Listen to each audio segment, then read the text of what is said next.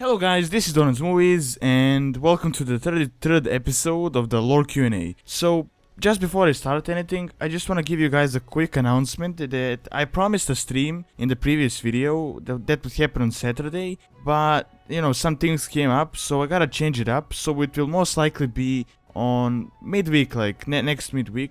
So, it should be around there. I will make a video to announce it, so you will be informed if you want to attend to it. Also, just want to give you guys a few things, like if you want to ask me a few questions, you can also do it on the stream, because I usually take the questions on the stream. So if you have some questions that I haven't answered on the lore Q&A, you can come to my Twitch TV channel. Anyways, today I'm going to answer a few questions you guys left in the previous video, and it is pretty much as it always was. If you want to get your questions answered, make sure to put them on the YouTube comment section, YouTube personal messages, and Facebook and Twitter.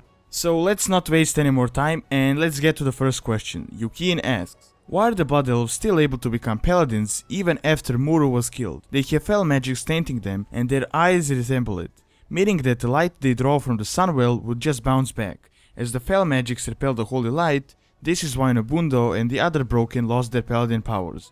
They got infected with fell magic, aka red/blood mist in Shattered after an orc attack. So this is a bit of a harder answer for me. There are still a few tiny things that confuse me, with the whole Blood Elf thing and everything. Because I wasn't super active in World of Warcraft, I kinda started around the Burning Crusade. I haven't played before, so I really don't know the entire storyline, but I'll try to answer as best as I can. So, first of all, there are no real, Blood Elf Paladins. I mean, the Paladins, the Blood Elf Paladins in the game are pretty much purely a game mechanic. And, actually, the magic focus of the Blood Elves is arcane magic. And now the Blood Elves, the Paladins we see today, are actually Blood Knights. Blood Knights are sort of like Silver Hand, sort of a Silver Hand of the High Elves. Sort of like that, but they're kinda not the same as the Paladins of the Silver Hand. I mean, they did serve the light until the destruction of Quel'Thalas, but it was a bit different. I mean, when the light kind of abandoned them and they lost hope, something similar as it has happened with Akama and all of those others. They kind of abandoned light and, went on some vile magics and all of that. Later on, they captured, Neru Muru, and you may know pretty much, it's the entire storyline of the Burning Crusade. Quel'Thas took him to the Sunwell, he tried to summon kil'jaeden and use the, the Sunwell as a portal, and all of that, and in the end, kil'jaeden was banished, and the Sunwell was renewed, and, thus the Blood Elves are still able to take the powers of the light, as the Sunwell was renewed. And also Lady Liadrin, I believe, yeah, that's the name. She also pledged her allegiance to Adal in Shattered, and kind of excused for all those crimes they did and everything. She kind of saw what, Quel'Thas was doing, and she saw it was bad, so she kind of pledged her allegiance into Adal. Now, the main thing here that you should kind of understand is, even though the Blood Elves, have access to holy magics, they're still tainted by fell magics, and in no way are they actually able, to access the light as the humans or the paladins or any other. But what they do is, it's a bit different from the humans. If the humans, they kind of worship the light, so they're granted the powers. But the Blood Elves, kind of leech off the Sunwell. They kind of use the energies of the Sunwell.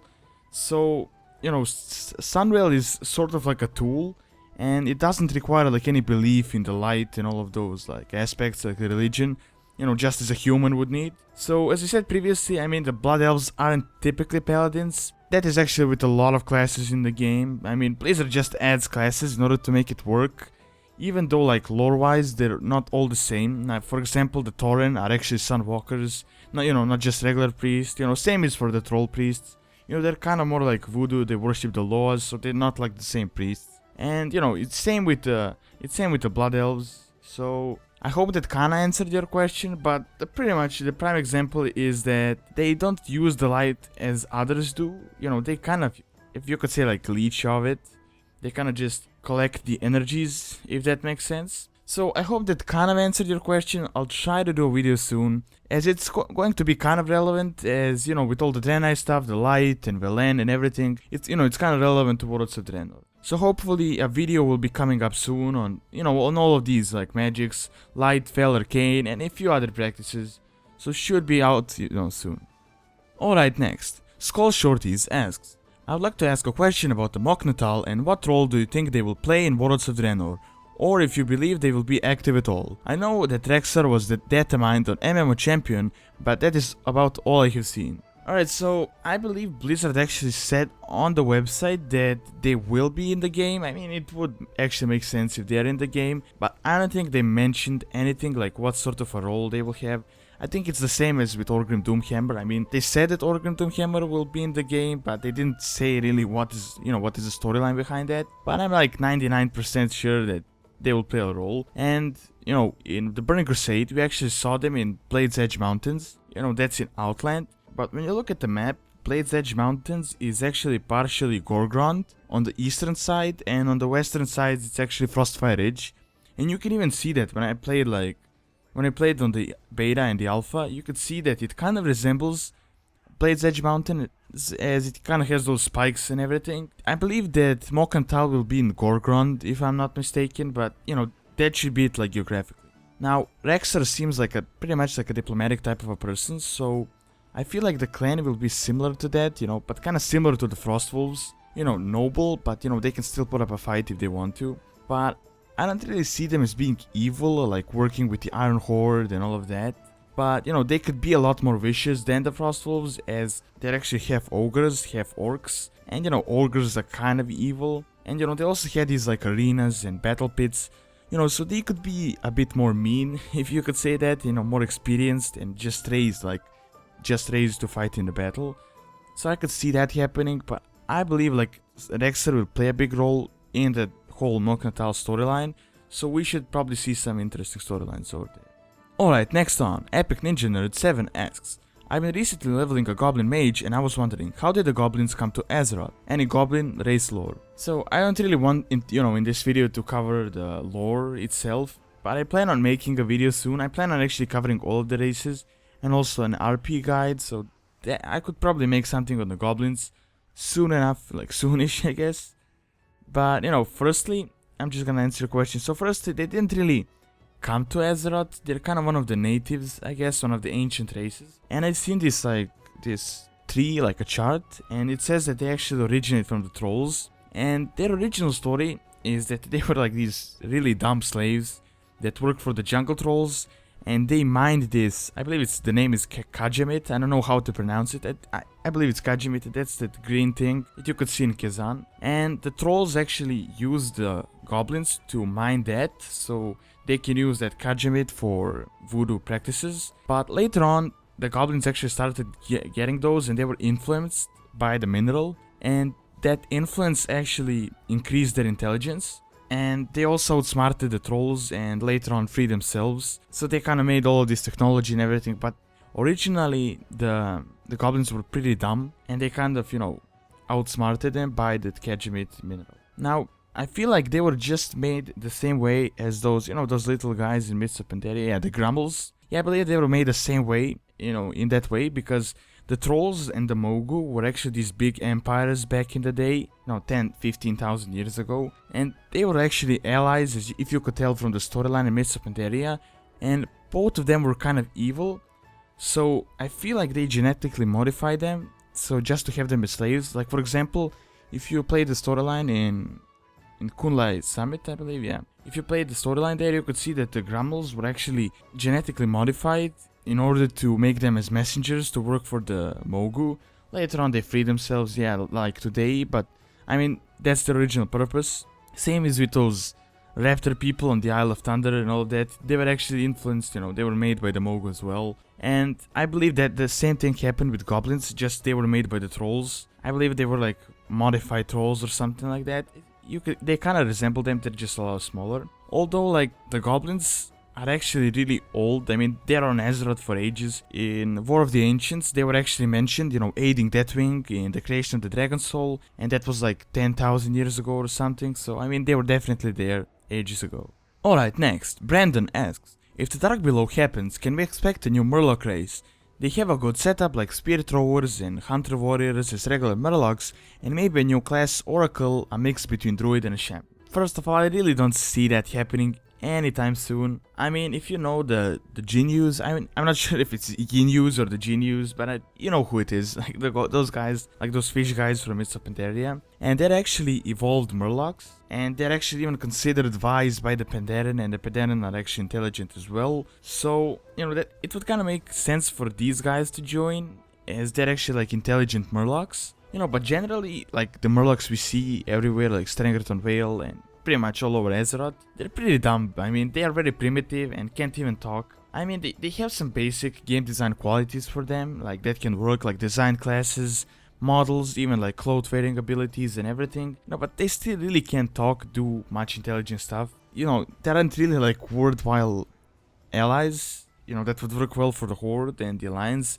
They're just kind of these dumb creatures that can like make homes, wear cloth, like hunt. It's pretty much like hunt, eat and sleep for them. So I don't really see that happening, but the only possibility I see is that if we have like a Dark Below expansion or a similar expansion to that, that if we find another race, like for example if we find something similar to the Genius, like another sort of involved murlocs, like evolved murlocs, somewhere hidden around on like this distant place or even underwater, I could see them joining either the Alliance or the Horde, but just these murlocs that are here today, I really don't see them joining any faction in the current state as they are. Alright, and the last question is by Lichkira Lime, and he asks, why does the Iron Horde kinda worship Garrosh in a way? I mean, in the alpha there is a note saying Prophet Garrosh will not be pleased. So why do they see Garrosh as a big time important guy? Right, so I don't really think they see him as the main guy. He isn't really the main guy. Like, he's organized everything, sort of. It's still not really clear. I mean, at the end of War Crimes, we just saw Garrosh entering there, and in Worlds of Draenor, we just see the Iron Horde being made. So I'm not really sure what happened in between. But I believe actually Grommash Hellscream took over in that part, and he's kind of the main guy, and Garrosh is just kind of working for him. But I believe like the reason why they call him the Prophet isn't because like he's super smart or, you know, he can see in the future, like he isn't like Velen or something like that. The thing is, he actually knows the history, like pretty much everyone on Azeroth, and he knows what happened with the orcs and the whole corruption thing, and what everything, you know, happened with Manoroth, kil'jaeden. So he kind of warned them and